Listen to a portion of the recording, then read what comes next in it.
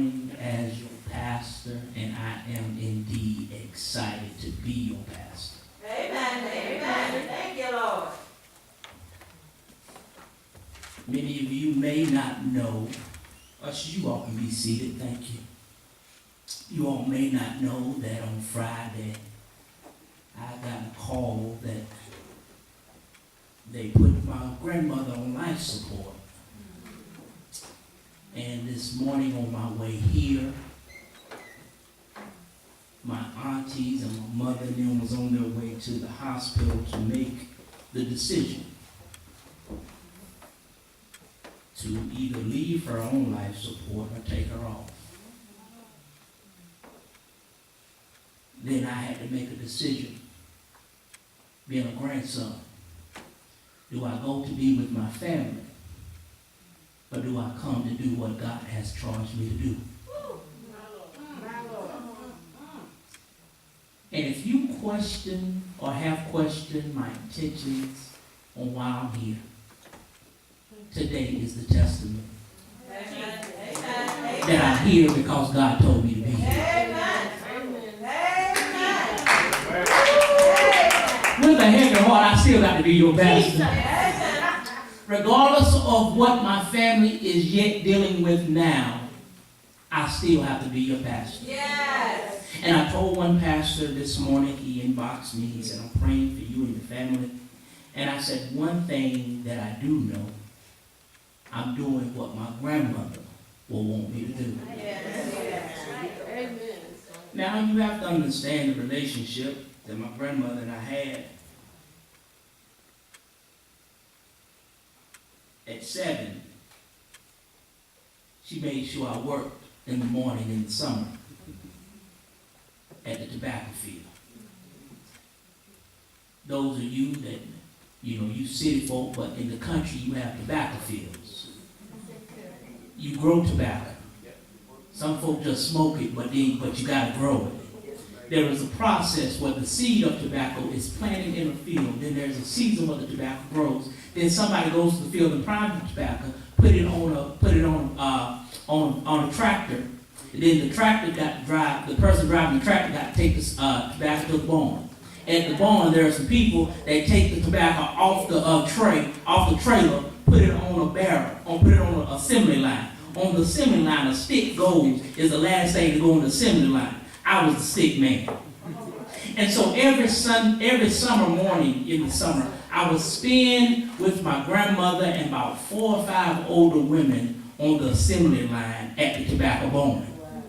So my grandmother taught me early that you got to get up early to maximize your day.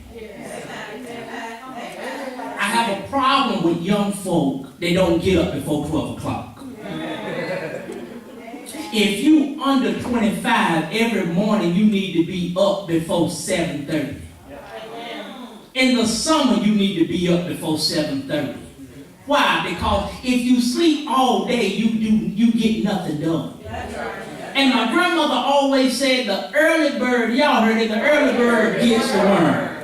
And I never understood how she can get up in the morning before the sun rises.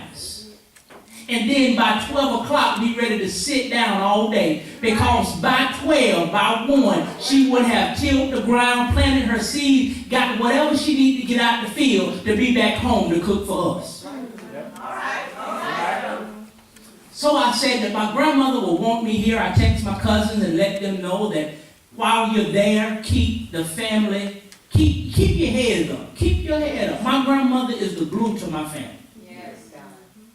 My grandfather died years ago, never met him, but my grandmother has been the foundation to my family.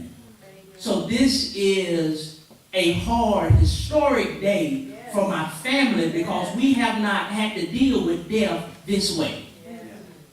My generation hasn't. We lost one aunt probably 10 years ago.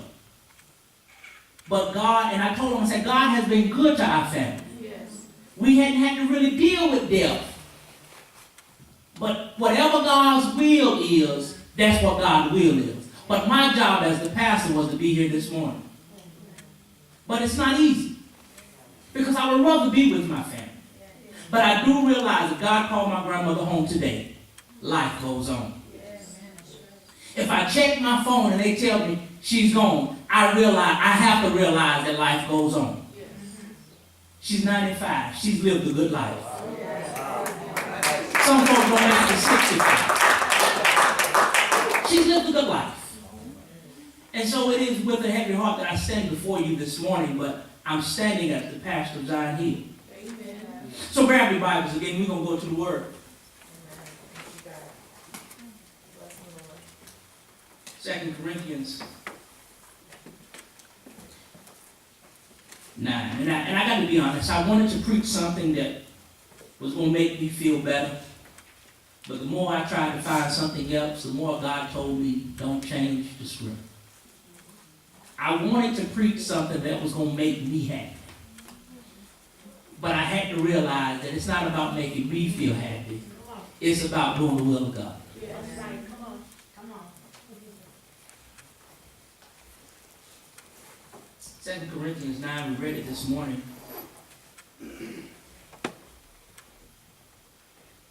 Once again, I'm reading from the New Revised Standard Version.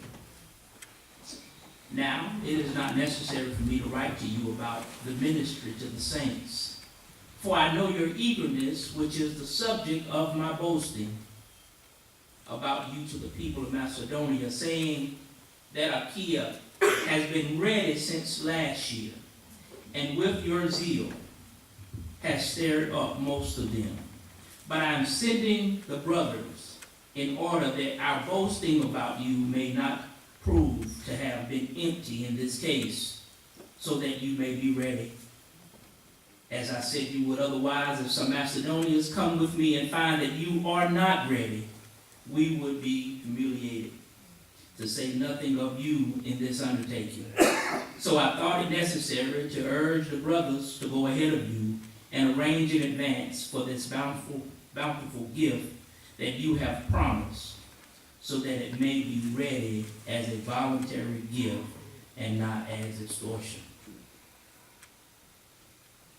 Let us pray. God, I thank you for this opportunity to share with your people. I'm your preacher. This is your church. These are your people. Allow the words of my mouth and the meditation of my heart be accepted in thy sight, O Lord, our strength and our Redeemer. In Jesus' name, amen. I told you last week that we would preach from this thought for the next few weeks. This is the beginning of the year. And the thought for our conversation this morning is the benefits of sowing. The benefits of sowing. If you have been in any type of service, regardless of the denomination, regardless of the music style, the lack of music, regardless of who the preacher was, regardless if the preacher had on jeans or had on a robe, had hair, no hair, some hair, or bald hair, one thing stands to be the same. There is a part of the service where everyone can sow or give.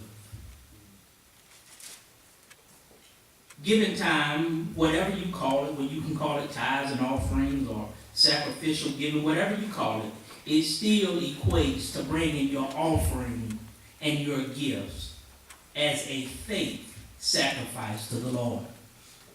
And I know we don't really talk about it, or we don't like talking about giving money in church, because for whatever reason we feel like preachers just live a lavish life. Now that may be true in some cases, but I can tell you it's not as all what it seemed to be sometimes. Hey, lights, y'all all right? Sometimes giving in church hurts us because we think of giving in a way of paying a preacher. But can I tell you, you cannot pay a preacher to do what they do when they're pastoring. Amen. Amen. Why you say that? Let me tell you why.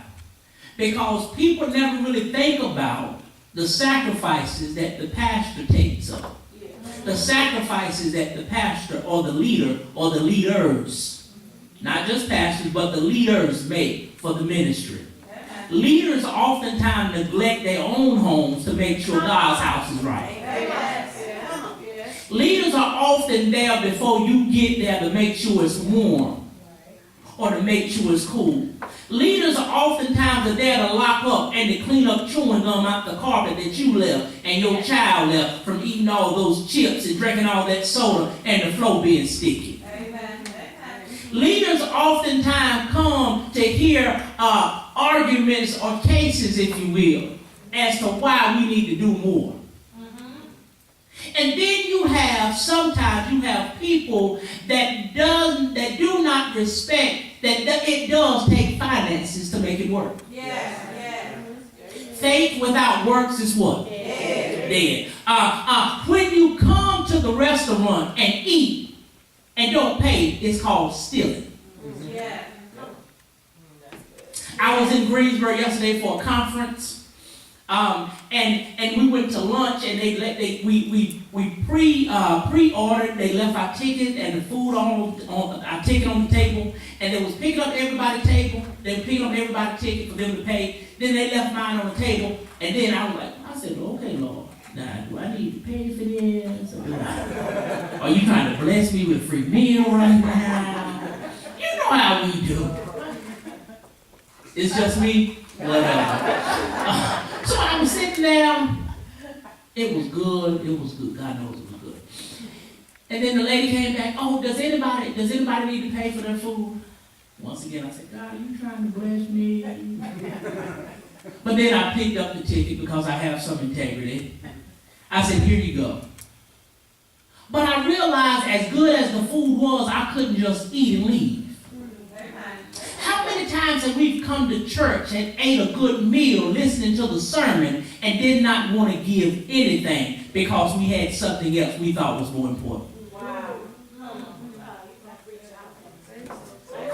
And the reason I got to have this conversation the first of the year is because if we don't get it right the first of the year, the middle of the year, you still going to be broke. That's right. Preach, man. I'm doing the best I can. Because we in our thinking, if you have money to do everything else you do, to buy cigarettes, to buy liquor, to buy clothes, to buy shoes, to buy pocketbooks, to buy watches, to get your hair cut, to get your hair did, fingernails done, Bath and Body Works. If you got money to do all of that and you don't have anything to give to God, shame on you. All right. Say so. That preacher preaches about money. I am. I've been here 7 months and ain't preached one sermon about it, but I am today. Amen. And the reason I gotta preach about it because I want you blessed. Amen. Because if you don't give, what you don't give, God always has a way of making something happen that you still got to give it. You may not give it to the church, but you'll give it to the doctor. You may not give it to the church, but you may give it to the lawyer. You may not give it to the church, but you'll give it to the automobile place. You may not give it to the church, but you're going to give it to somebody. Food Line, Walmart, Target, Victoria's Secret. You're going to give it to somebody. Yes. And for those of you that are cringing right now and got your face turned up, this message is just for you. Because we have to stop thinking we can just come to God's house, get a good word, hear some good singing, see some dancing, and then go back home or go to Jack in the Box or go to all the restaurants and eat and then got a nerve to tip. Yes. Wow. And don't never pay church. You remember, you're not paying the pastor. You're not. You're not. You're not. Say it again.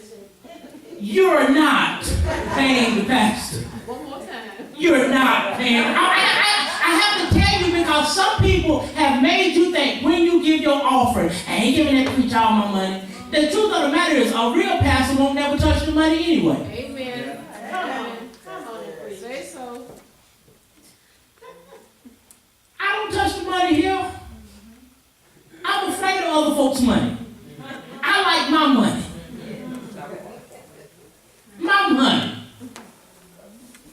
If I'm going to spend somebody's money, it's going to be mine. But I got to have this conversation at the beginning of the year, because if we don't have this conversation, once again, everything else throughout the year will never add up for you. You cannot pay your way into heaven.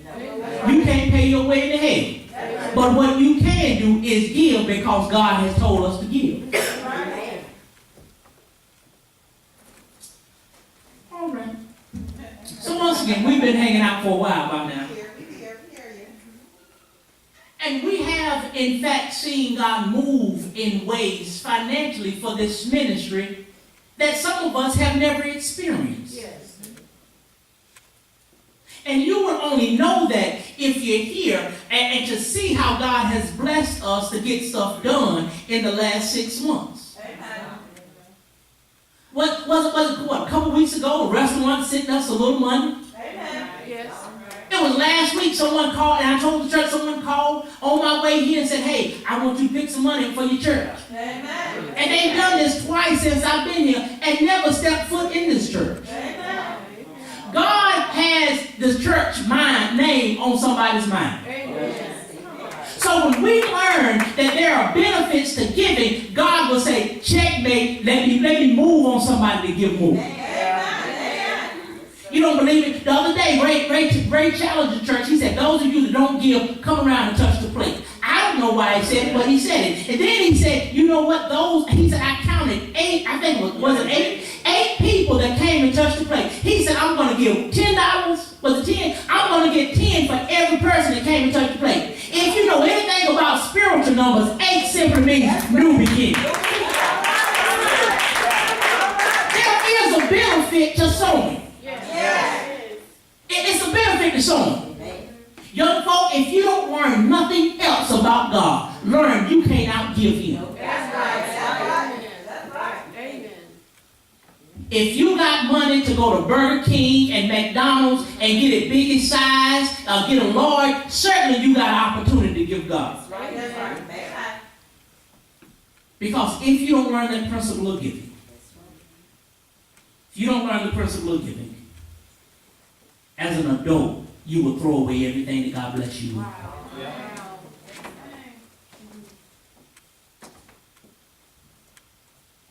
Once again, we're talking about the benefits of sowing. In the Message Bible, the same text goes this way. Paul is telling the Corinthians, or telling the people here, he said, if I wrote any more on this relief offering for poor Christians, I will be repeating myself. I know you're on board and ready to go. I've been bragging about you all through Macedonia, telling them in Achaia province, and they have been ready to go. You all have been ready to go since last year. Your enthusiasm by now has spread to most of them. And Paul is telling the Corinthian people here, he said, I've been bragging about you, and I've been telling the folk that you have been ready to give. He said, it will be a real waste of my time to keep repeating the same thing over and over and over and over and over again. He said, you started off being excited about it. So whatever you do, don't stop. Those of you that are excited about giving, don't stop. Those of you that are not excited about giving, you need to start giving and just be excited about it. Amen. He also tells them what you have done is you have excited everybody around you about giving. The reason some of us don't give is because we talk to the negative folk that don't give. Amen. All right. Amen. Yeah. Amen. Say it again. I don't know what they're doing with the money. I tell you what, the lights paid every week. Amen. The water is on.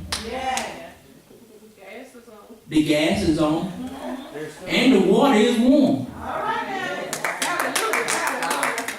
it may not be a big thing to you, but we know what God has done. And I'm only saying it because we got to embrace that there is a true benefit to giving. Yes, yes. This is not a a message? Oh, well, he want. No. I want you blessed. I want your household blessed. I want your children blessed. I want to see college tuition paid. I want to see doctor bills paid. I want to see mortgages paid. And God has the ability to do that. The wealth of the wicked is laid up for the just. If you're the wicked, because you're not giving, that wealth ain't laid up for you. Because when you don't give, you bring a curse on yourself. Amen. Yes, you do. Yes, you do. If you don't understand anything else, realize when you have substance in your hand, you can't waste everything that you got. Everything in your hand does not have to leave your hand. When you give it to God, it leaves your hand but goes into the ground for him to do whatever he's going to do with it. Well, I paid $5.75 and it's been 10 years. I ain't never got that $5.75. No, but you remember the fact that you paid it. The fact that you can still remember that far is a blessing. I'm gonna move. So the first point, if you take your notes this morning, the first point, the first benefit of sowing is others will get excited when you give. Yes. I grew up in a church where when people got sick, when people lost their jobs, when they became financially low, they expected the church to give them something.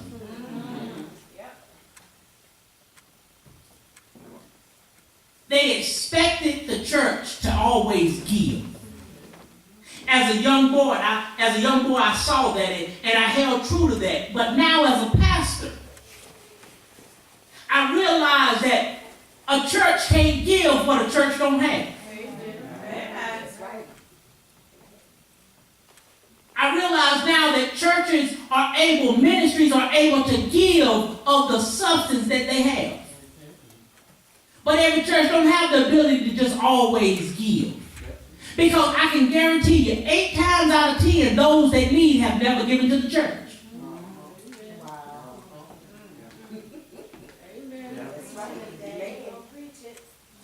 It's one thing to give, and when you're in need, the church has your back. But it's disrespectful in a sense to expect somebody to do something for you, and you haven't even did anything to make yourself credible.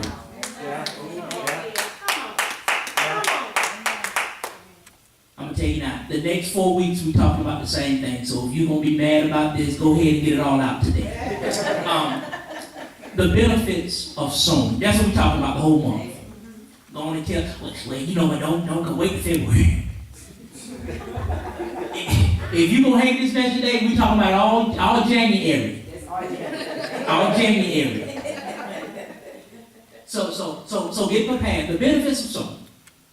And I also want to challenge you, those of you that have been given the same thing for 3 years or more, change the game up. Because I'm almost certain that in 3 years, God has given you an advance somewhere. God has given you a promotion somewhere, financially, or on your job, in your mind, in your body, even if it's only been a few percentage. And I'm telling you, those of you that are struggling giving, all of my friends, when we talk about money, I always challenge them. Are you tired? No, try it. Because you can't be friends with me if you're not tired. Because I can't allow that attachment to be attached to me. Because remember, everything attached to us wins.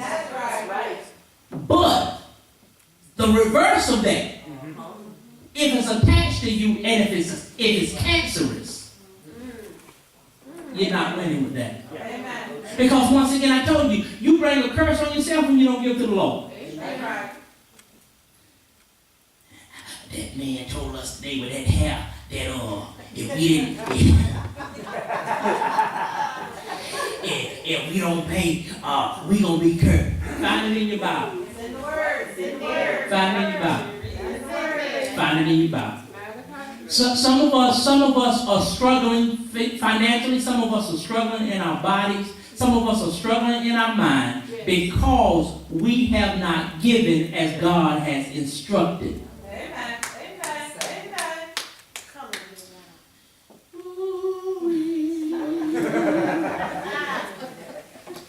Every aspect of Jesus' ministry surrounded him giving to others. And in fact, he has commanded us as Christians. Now, that may very well could be a problem. Those of us that are not giving, it's a possibility. Maybe you're just not a Christian. Okay. That's true. I mean, I don't know. I'm not saying you're not. That man told us that we want Christian because we won't give. And I'm just saying it could be a possibility. Some people don't give because they don't trust God. And if you don't, it's hard to be a Christian and say you don't trust God at the same time. That's right. It's almost like having a parent that you think is your parent. They tell you, well, I'm your parent. And you in your mind, I don't believe you lying. Now, you don't say it out loud. You just kind of say it in your head, you know. I don't even look like you. And sometimes the problem is some of us don't give because we don't trust God. And some of us have not learned how to trust God because we have not yet confessed to be Christians. And so those of you that are not Christians, I'm not beating you up this morning. Those of you that are Christians. But those of you that are not Christians, I compel. There's a calling, there's a pulling, there's an urging for you to be a Christian. Yes. Yes. It's not hard. It's really not. Right? There is, in fact, a benefit to sowing. 3 to 5, once again, we're still in the Message Bible. Now I'm sending the brothers to make sure you're ready. Paul is telling them, I'm sending some help your way. Look around, Zion Hill. God is sending people our way. Amen. Look around, Zion Hill. From the first Sunday I was here, look around. Amen. God is sending people our way. Zion Hill, y'all ain't excited about that. Y'all got to look around. You got to look around. You got to look around.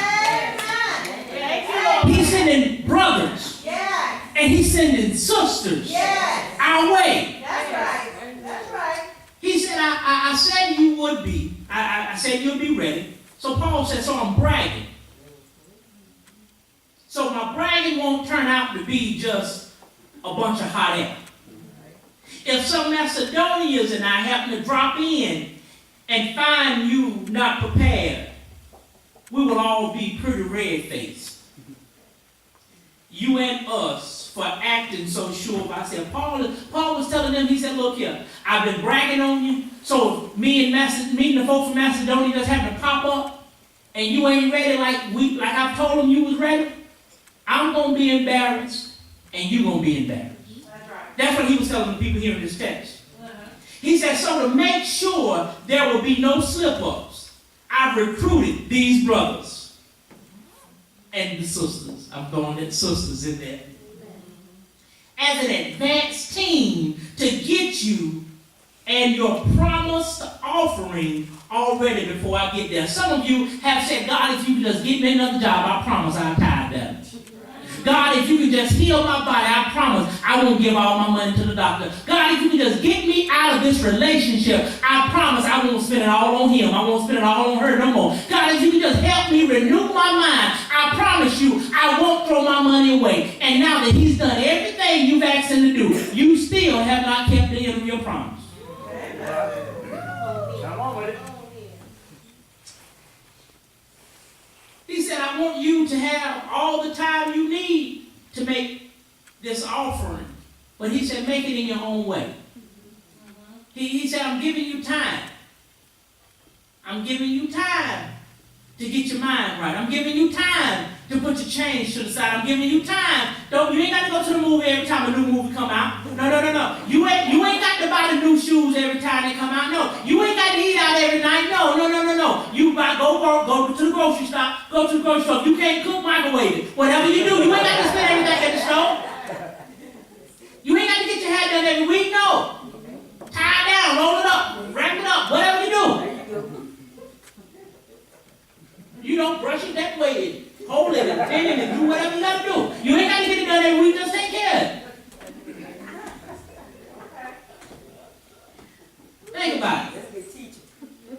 It's good teaching and it's hard to teach. Because I am the first partaker. That's right. Preachers can't preach sermons if they're not the first partaker.